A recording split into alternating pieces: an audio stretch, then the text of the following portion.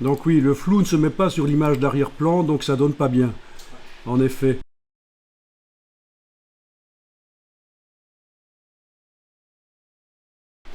En cliquant sur l'image d'arrière-plan là, l'ouvrir dans Photoshop avec le petit crayon.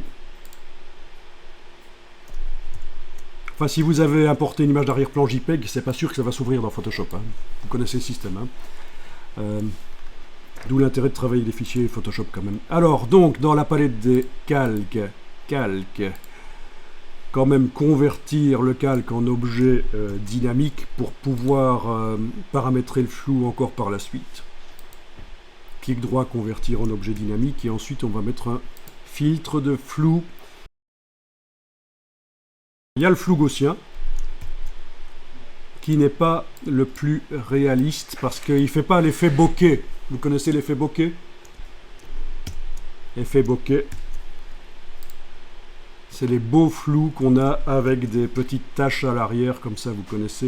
Et il y a plein de tutos qui expliquent comment faire ce genre de flou, qui sont typiquement obtenus avec des appareils photo, avec des objectifs quand même corrects. Je veux dire, c'est pas avec un smartphone nécessairement que vous allez faire ça. Certains smartphones simulent les effets bokeh, bien sûr, mais enfin, maintenant que je vous le montre, ça vous dit quelque chose, cet effet bokeh. Voilà, donc on va pas faire un effet bokeh ici, mais vous pourrez tester ça par la suite, il y a plein de tutos. Donc dès qu'on clique sur OK dans le filtre flou gaussien, vous connaissez le système, il est là, désactivable, modifiable en double-cliquant sur son nom. C'est l'intérêt des filtres dynamiques. Tout filtre mis sur un objet dynamique devient un filtre dynamique. Je vais jeter le flou gaussien ici, parce que c'est pas ce qu'il y a de plus génial.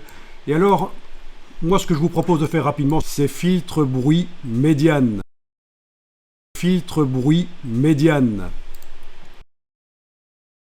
Ça retire du détail. Filtre bruit médiane. Voilà, ça retire du détail, vous voyez. Ça existe depuis très très longtemps dans Photoshop, si pas depuis la première version qui date de 1989. Voilà. Et en plus du filtre médiane, c'est vrai que ce serait pas plus mal de mettre un filtre de flou gaussien pour mettre un peu de flou sur la médiane. Voilà. Et voilà le genre de flou qu'on obtient, quoi. D'accord? Seulement avec le flou gaussien, c'est ça. Seulement avec médiane, c'est ça. Avec les deux, c'est ça. Et sans, c'est ça. Voilà.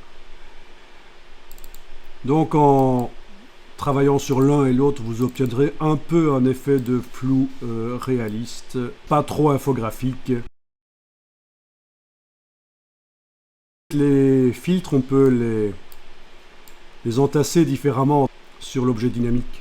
Ça donne quelque chose de différent suivant l'ordre en fait. Mais en principe ici c'est d'abord médiane, puis le flou gaussien. Et donc le premier filtre a affecté l'objet dynamique et celui du bas. Puis le filtre du dessus affecte l'objet dynamique. Donc je fais fichier enregistré, je retourne dans dimension, et voilà, on a un arrière-plan flou.